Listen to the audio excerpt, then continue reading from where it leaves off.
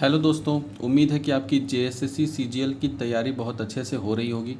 झारखंड में होने वाला जो एग्ज़ाम है आगामी कुछ समय के लिए, उसमें हम लोग जेएसएससी की तैयारी कर रहे हैं। जेएसएससी में सीजीएल की तैयारी बेसिकली हमारा चल रहा है। इस दौरान हमने अपना कोर्स का लगभग 25% हिस्सा जो है वो तय कर लिया है। अभी जो कहानी हम लोग पढ़े हैं, छाहिर का लगभग 2 कहानी पढ़े हैं, उसी पर आधारित जितने भी सवाल बन सकते हैं उसको हम इस वीडियो में कंप्लीट करने की कोशिश कर रहे हैं। पिछला एक वीडियो भी हम डाले हैं, उसे आप नहीं देखे हैं तो जा कर के देखिए।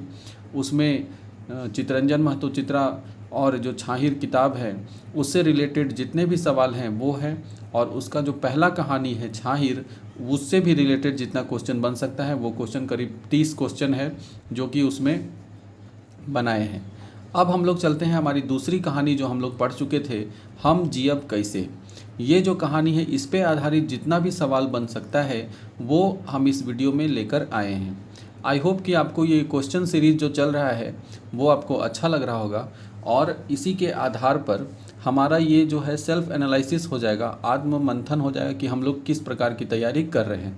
क्योंकि ये जो कहानी है ये सब हम लोग पिछले सिलेबस में भी पढ़ना था, तो पहले भी पढ़ चुके हैं, इसलिए उम्मीद है कि आप ज़्यादा से ज़्यादा क्वेश्चन को इसमें लगा रहे होंगे। तो चलिए आज की कहानी शुरू करते हैं, और इस पे जितने भी प्रश्न बन सकते हैं वो हम लोग शुरू करते हैं। तो सबसे पहले शॉर्टकट में हम ये कहानी समझा दें कि हम जियब कैसे क्या कहानी है। तो ये उग्रवाद की समस्या पर आधारित कहानी है जिसे चितरंजन महतो चित्रा ने अपने पुस्तक छाहिर में लिखा है। इसमें एमसीसी और पुलिस मुठभेड़ के कारण ग्रामीण जो लोग होते हैं उनको क्या क्या परेशानियां होता है वो इसमें ये दिखाए हैं। इसके जो मुख्य पात्र हैं वो हैं महेश्वर और पार्वती, जो कि अपने रघुनाथ भतीजे के पास मिलने के लिए आते हैं। मुड़पा गांव होता है, लुगू पहाड़ की तराई में बसा हुआ ये गांव है मुड़पा, ये बोकारो में है। लुगू पहाड़ कहाँ है? तो बोकारो में। तो उस वहीं पर वो लोग मिलने के लिए आते हैं। 10-15 दिन के लिए ये लोग अपने घर से निकलते हैं ताकि जितने भी जात गोतिया में जो हैं हित कुटुंब लिखा हुआ है, तो यानी कि जितने भी गोतिया में है ये लोग, वो लोग उन सब से मिल ले, और मिलने के बाद लुगू धाम जो है वहाँ पे जाएं घूमने के लिए, और पारसनाथ धाम में घूमने के लिए इन लोग को जाना है। तो उसी के क्रम में क्या क्या होता है वो इस कहानी में है, जो कि मेरे पिछले वीडियो में आप लोग देख चुके हैं। अब उससे रिलेटेड जितना भी सवाल बन सकता है वो हम इस वीडियो में लेकर के आए हैं। तो चलिए शुरू करते हैं। तो पहला सवाल है कि हम जियब कैसे। हम जियब कैसे कौन किताब एक कहानी लागे। हम जियब कैसे किस किताब की कहानी लागे, मतलब है, लगता है। तो ये कहानी जो है वो छाहिर, ये कहानी छाहिर किताब का है। ठीक है, तो ये किस किताब का है? छाहिर पुस्तक से लिया गया है। ठीक है, ई कहानी के लिखवैया के हथ, मतलब इस कहानी को कौन लिखे हैं। तो हम लोग जानते हैं कि इस कहानी को लिखने वाले कौन है? चितरंजन महतो चित्रा। इस कहानी को लिखने वाले चितरंजन महतो चित्रा जी हैं। के अपन हित कुटुंब से मिले खातिर निकलल हथ। कौन अपने हित कुटुंब से मिलने के लिए निकला है? तो हम लोग बोलेंगे कि हित कुटुंब से मिलने के लिए कौन निकले हैं? महेश्वर और पार्वती। ठीक है, और इनके साथ 2 और लोग थे, एक ड्राइवर और एक और आदमी। तो 3-4 लोग जो है वो आते हैं गांव में। तो महेश्वर और पार्वती अपने हित कुटुंब से, मतलब कि परिवार के लोगों से मिलने के लिए निकले हैं। रघुनाथ कौन कहानी के पात्र लगे। अक्सर पात्र जरूर पूछा जाता है, रघुनाथ यहाँ दिया है तो जितने भी पात्र हैं, जैसे पूछ जाएगा कि पार्वती कौन कहानी के पात्र लगे, महेश्वर किस कहानी का पात्र है। ठीक है, आगे और भी आएंगे, डमरू किस कहानी का पात्र है, चुनिया किस कहानी का पात्र है, उसी तरह रघुनाथ किस कहानी का पात्र है। तो ये जो कहानी है हम जियब कैसे, इसका पात्र एक है रघुनाथ, जो कि महेश्वर का भतीजा रहता है। ठीक है, गोतिया में भतीजा। रघुनाथ के काका के नाम कील रहल। तो रघुनाथ जो है उसके काका का नाम क्या रहता है? महेश्वर। इसीलिए जो महेश्वर है वो घूमते घूमते रघुनाथ के घर भी आता है मिलने के लिए, क्योंकि इसका ये काका है। काका मतलब चाचा। महेश्वर की पत्नी के नाम कीहल। तो महेश्वर के पत्नी का नाम क्या था? तो बोलेंगे पार्वती। महेश्वर की पत्नी का नाम क्या था? पार्वती। गाँव के लोग टैक्सी गाड़ी के का समझलन। तो टैक्सी गाड़ी को देख करके गांव का लोग इधर उधर भागने लगता है। तो आखिर क्या समझा उस टैक्सी गाड़ी को कि वो लोग भागने लगा? तो बोलेंगे पुलिस गाड़ी। क्या समझा? पुलिस गाड़ी। गांव के लोग जो है वो टैक्सी गाड़ी को क्या समझा था? पुलिस गाड़ी। ठीक है, क्योंकि उस समय शाम के समय था और मुंह अंधेरा, मतलब कि धीरे धीरे अंधेरा छाने लगा था, तो इसलिए वो लोग को दिखाई नहीं दिया ठीक से। तो जैसे ही गाड़ी आया तो वो लोग क्या समझा कि पुलिस का गाड़ी आ गया है, मारेगा हम लोग को फिर से, और ये सोच के सब इधर उधर भागने लगा। कुछ जो ज़्यादातर जो मर्द लोग होते हैं, मतलब जो आदमी लोग था और बच्चा लोग था, वो लोग सब भागता था और जंगल में जंगल में छुप जाता था। रघु के बहू महेश्वर और पार्वती के तुलना केकर संगे करल हल। रघु की जो बहू मतलब यहाँ पत्नी से है, ठीक है। तो रघु की जो पत्नी है महेश्वर और पार्वती की तुलना किससे करती है?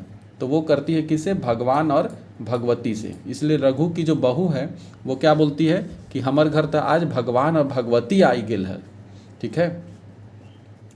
और महेश्वर जो है इस गांव में इन लोग के घर तो कई बार आया था, लेकिन जो पार्वती थी वो पहली बार आई थी। तो पार्वती, ये भी क्वेश्चन पूछ सकता है कि कौन पहली बार आई, तो बोलेंगे पार्वती जो है वो पहली बार आई। हम जियब कैसे कौन समस्या के कहानी लागे, मतलब हम जियब कैसे किस समस्या का कहानी, किस समस्या पे आधारित ये कहानी है। तो बोलेंगे किस समस्या पर है, तो उग्रवाद समस्या। किस समस्या पर? उग्रवाद समस्या पर ये है, ठीक है। हम जियब कैसे किस समस्या पर है, तो उग्रवाद समस्या पर। कहानी में केकर केकर झगड़ा बतावल गेल है। इस कहानी में किसके किसके बीच में झगड़ा बताया गया है कि उसके झगड़ा कारण सब परेशान हैं।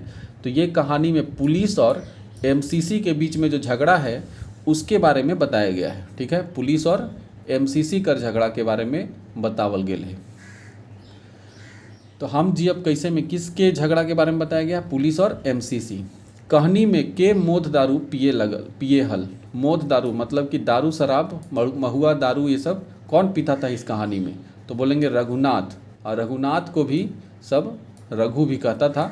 तो रघु या रघुनाथ जो है वही क्या करता था कि मोद दारू पीता था। तो अपना काका को भी लेके गया था, लेकिन उसका काका यानी कि महेश्वर जो है वो नहीं पीता था, रघुनाथ ही पीता था। महेश्वर और रघु दोनों गांव घूरे खातिर कौन टोला जाहत। महेश्वर और रघु जो है वो गांव घूरने के लिए, मतलब गांव घूमने के लिए किस टोला में जाते हैं? तो चूंकि शाम का समय हो गया था और रघु को क्या हो रहा था, कीड़ा काट रहा था कि अब हमको शराब चाहिए, दारू चाहिए, दारू चाहिए। ये कोई उपाय नहीं सोच रहा था, क्योंकि उस समय महेश्वर भी था, उसका चाचा, तो उसके सामने कैसे बोला कि चलिए चाचा पी के आते हैं 2 पैटी। तो इसीलिए वो क्या किया कि बोला कि चलिए गांव घूर के आते हैं, गरीब दुखिया के हालचाल लेकर के आते हैं, चलिए घुमा के आते हैं। तो वो लोग किस गांव जाते हैं? कौन सा? अपने गांव में बेदिया टोला करके एक है। टोला मतलब होता है मोहल्ला, ठीक है। तो बेदिया टोला गांव में वो लोग जाते हैं। रघु महेश्वर के लेके केकर घरे जाहे और काहे ले। तो रघु जो है वो महेश्वर को लेकर के कर्मी माई के घर जाता है, और काहे ले जो है इसका आंसर क्या होगा? तो मोद दारू के सेवन करे खातिर, मतलब मोद दारू शराब पीने के लिए लेकर जाता है। तो रघु जो है वो महेश्वर को किसके घर लेके जाता है? तो कर्मी माई। कर्मी माई जो है, आगे क्वेश्चन है कि कर्मी माई, इसमें लड़की का नाम, इसकी लड़की कर्मी माई मतलब क्या हुआ?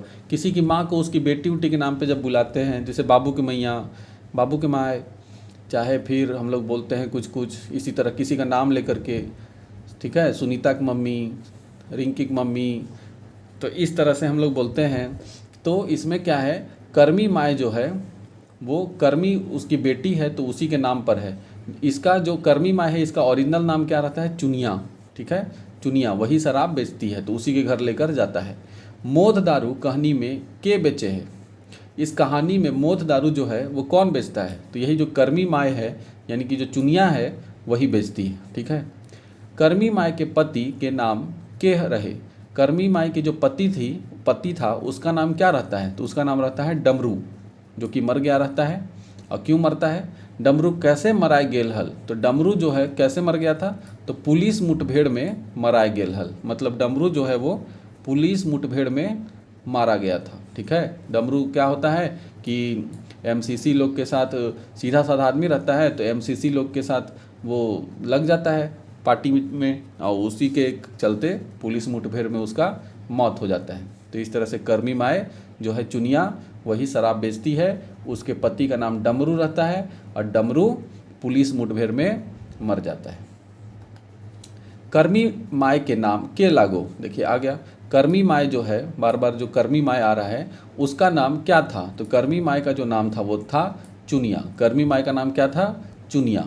ठीक है, वही शराब बेचती है, दारू बेचती है, अपना परिवार पालती है। चुनिया के कै गो बाल बच्चा हल थी, चुनिया के कितने बाल बच्चा रहते हैं, तो चुनिया जो है वो पूछता है उससे, महेसर पूछता है चुनिया से कि तोहर कै गो छुआ पुता हथू, मतलब कै गो बाल बच्चा है, तो वही बोलती है कि 2 गो बेटी और 1 गो बेटा। उसकी कै गो बेटी रहती है, 2 गो बेटी और 1 गो बेटा रहता है। कुल मिला के इसके 3 बच्चे होते हैं, जिसमें 2 बेटी और 1 बेटा। ठीक है, और बेटी के बड़ नाम, बेटी जो थी वो बड़ थी और उसी में से एगो का नाम था कर्मी और बेटा के नाम रहता है छोट। अक्सर जो बड़ा रहता है ना उसी के नाम पे, तो कर्मी हो सकता है इसकी बड़ी बेटी का नाम होगा, तो क्वेश्चन ये भी पूछ सकता है बड़ी बेटी का नाम क्या था या एक बेटी का नाम क्या था, तो बोलेंगे कर्मी। और जो बेटा रहता है वो छोटा। जो बड़की बेटी रहती है वो क्या, छगरू पटरू को चराने जाती है, और छोटकी बेटी जो रहती है वो क्या करती है कि जो बेटा है इसका उसको ध्यान रखती है, उसको ख्याल रखती है। ठीक है, और इसीलिए जो चुनिया रहती है वो जंगल जा कर के दतून पतई ये सब लाती है और वो भी बाज़ार जाकर बेचती है। तो ये भी क्वेश्चन पूछ देगा कि अपने जीविका चलाने के लिए क्या करती है, तो शराब बेचने के साथ साथ मतलब मौत दारू बेचती है, दतून पतई ये सब बेचती है। ठीक है, महेसर और पार्वती के कहाँ घूरे जाए के प्रोग्राम हलक। महेसर और पार्वती आखिर मुरपा गांव आए किस लिए थे, तो वो लोग 10-15 दिन का प्रोग्राम बनाकर जा रहे थे कहीं कि घूमेंगे। तो कहाँ कहाँ घूमना था उन लोग को, तो एगो जाना था लुगु धाम, ठीक है, लुगु धाम जाना था, और दूसरा पारसनाथ धाम घूमने के लिए जा रहे थे। वो लोग कहाँ जा रहे थे, लुगु धाम और पारसनाथ धाम। पारसनाथ धाम कहाँ है, गिरिडीह में, और लुगु धाम कहाँ है, लुगु पहाड़ तो बोकारो में है, तो लुगु धाम बोकारो में हो सकता है। ठीक है, रघु बहू के नाम के लागे। रघु की बहू, बहू मतलब यहाँ पे हो गया पत्नी। ठीक है, ठीक है, बहुरिया, रघु बहुरिया ऐसे बोलते हैं ना गांव देहात में, तो मतलब कि उसकी पत्नी, तो उसकी पत्नी का नाम क्या रहता है, फूलसरी। क्या नाम रहता है, फूलसरी। रघु बहू के नाम मतलब रघु की पत्नी का नाम था फूलसरी। रघु कौन गाँव एक रहा हल, वो कहाँ रहता था, तो मुरपा गाँव में। कौन सा गाँव में, मुरपा गाँव। और ये मुरपा गाँव है कहाँ, ये लुगु पहाड़ के तराई में, मतलब लुगु पहाड़ के नीचे किनारे में स्थित है। ठीक है, और लुगु पहाड़ कहाँ है, बोकारो में। तो रघु किस गांव में रहता था, मुरपा गांव में। हम कैसे जियब केकर ला कहल गेल है, इसमें किसके लिए कहा गया है ये शब्द कि हम कैसे जियब, हम कैसे अब जिएंगे, ये बात कौन बोलता है, तो ये लास्ट में कहानी में भी है कि चुनिया लास्ट में बोलती है कि हम अब कैसे जियब, हम जियब कैसे, हमरा नखे बुझाई। तो ये बोलता कौन है, तो ये चुनिया बोलती है। ठीक है, तो चुनिया बोलती है कि हम कैसे जियब। ठीक है, तो यहाँ चुनिया बोलती है कि हम जियब कैसे। आगे चलते हैं कि पितियाइन साइस, इसमें एक वर्ड शुरू में आया था, एगो पितियाइन साइस, कहाँ हो, आइल ही तो घरे तू लुकाइल है, ऐसे करके पार्वती जो है वो दरवाजे पे खड़ा होकर चिल्लाती है। तो पितियाइन साइस कहने का मतलब क्या है, चचेरी सास। ठीक है, यानी कि पार्वती जो है अपने चचेरी सास के घर आता है, यानी कि तो पितियाइन साइस मतलब हो गया चचेरी सास। एमसीसी और पुलिसेक कर झगड़ा में हम गरीब सो पिसाई लागल है, ये बात कौन कहता है, के कहल, तो ये कौन कहता है कि एमसीसी और पुलिसेक मतलब कि पुलिस के झगड़ा में हम गरीब सब पिसाई लागल है। अक्सर जो बड़ा जो कोई भी तरह का घटना होता है उसमें ज़्यादातर जो प्रभाव पड़ता है वो गरीब आदमी को ही पड़ता है कि नहीं। तो पुलिस और एमसीसी के झगड़ा में अक्सर जो गांव देहात में रहने वाले जो एरिया, उस एरिया में रहने वाले जो ग्रामीण लोग हैं उन लोग को बहुत परेशानी होता है। तो इस तरह से ये बात कौन कहा था, तो रघुनाथ बताता है अपने चाचा को। ठीक है, जो महेसर है उसको बताता है। महेसर उससे पूछता है कि गाड़ी आके तूने काहे भागे लगला, तो यही बताता है कि इन लोग समझा कि एमसीसी और इन लोग समझा कि पुलिस का गाड़ी है, तो पुलिस का गाड़ी देख करके लोग भाग जाता। जब कम संख्या रहता था ग्रामीण लोग का, गांव वालों का कम संख्या रहता तो भाग जाता था, और अधिक संख्या रहने पर मुठभेड़ हो जाता था, मतलब लड़ने लगता था पुलिस से। तो उस समय संख्या कम था आदमी लोग का, इसीलिए सब भाग गया जंगल में। रात दिन सोचे ही हम जियब कैसे ई के कहल। कहानी में लास्ट में आप पढ़े हैं कि हम रात दिन सोचते हैं कि हम जियब कैसे, अब कैसे हम बिताएंगे। किसी के घर ढांगरनी मतलब नौकरीनों बन के रह जाएंगे या कोई आदमी के साथों रह जाएंगे। तो ये बात कौन ऐसे बोलता है ताकि हमारा बाल बच्चा पोसा जाए। ये बात कहती है चुनिया, ठीक है। चुनिया ये बात कहती है कि हम जियब कैसे, अब कैसे जिएंगे पता नहीं है, भगवान जे मालिक समझे। तो ये था 25 क्वेश्चन है। अब इससे ज़्यादा हमको डीप क्वेश्चन कुछ समझ नहीं आया कि, और जितना भी था उसमें सब क्वेश्चन इसमें हम चैप्टर में अपने अनुसार सारा चैप्टर का जो भी कंक्लूजन था क्वेश्चन का वो निकाले हैं। अब इसके अलावा अगर कोई क्वेश्चन आपके दिमाग में है जो कि हम इसमें डिटेल में नहीं बताए होंगे, डिस्कस नहीं किए हैं, तो वो आप कमेंट में बताइएगा, उसको भी डील कर लिया जाएगा अगले वीडियो में। तो इस तरह से हमारा जो ये कहानी का सीरीज़ था, 2 कहानी हम लोग पढ़े, हम जियब कैसे और छाहिर, ये दोनों का प्रैक्टिस भी हो गया। अब तीसरी कहानी हम लोग पढ़ेंगे बोनेक्लोर, ठीक है। तो उसके अनुसार हम लोग उसका क्वेश्चन आंसर भी करेंगे। आई होप कि आपको ये वीडियो पसंद आया होगा, जो क्वेश्चन करवा रहे हैं वो भी अच्छा लगा होगा। अगर ये क्वेश्चन का PDF चाहिए तो टेलीग्राम को ज्वाइन कर लीजिए, और टेलीग्राम पर बहुत जल्दी हम लोग क्वेश्चन सेट भी प्रैक्टिस करेंगे, मतलब क्विज़ भी खेलेंगे हर दिन। अगर आधा घंटा का भी क्विज़ हो जाए तो पूरा रिवीजन हो जाएगा, जो वीडियो में पढ़ेंगे उसी का क्विज़ भी हो जाएगा। तो इस तरह से दिमाग में बैठे रहेगा। अगर जैसे कि अभी हम ये वीडियो में पूरा क्वेश्चन करवाए, अगर मेंबर ज़्यादा होते मेरे टेलीग्राम चैनल पर तो उसमें क्या करते कि शाम को दोनों का हम लोग प्रैक्टिस कर लेते, ठीक है। क्वेश्चन पूछा पूछी कर लेते, जिससे कि हम लोग को पूरी तरह से हो जाता, 3 बार रिवीजन हो जाएगा। तो इस तरह से, तो इसलिए हम बोल रहे हैं कि ज़्यादा से ज़्यादा आप टेलीग्राम पे जितनी जल्दी जुड़ जाइए, क्विज़ उतना ही जल्दी स्टार्ट कर लिया जाएगा। टेलीग्राम का लिंक कमेंट बॉक्स में भी रहेगा, डिस्क्रिप्शन में भी रहता है, तो आप वहाँ से भी ज्वाइन कर सकते हैं। बस यही कहेंगे, और आई होप कि वीडियो आपको पसंद आया होगा। अगर पसंद आया होगा तो लाइक कर दीजिए, अपने दोस्तों में शेयर कर दीजिए, और लाल बत्ती चाहिए तो बस समझ ही गए, लाल बटन दबा देना है सब्सक्राइब का। धन्यवाद।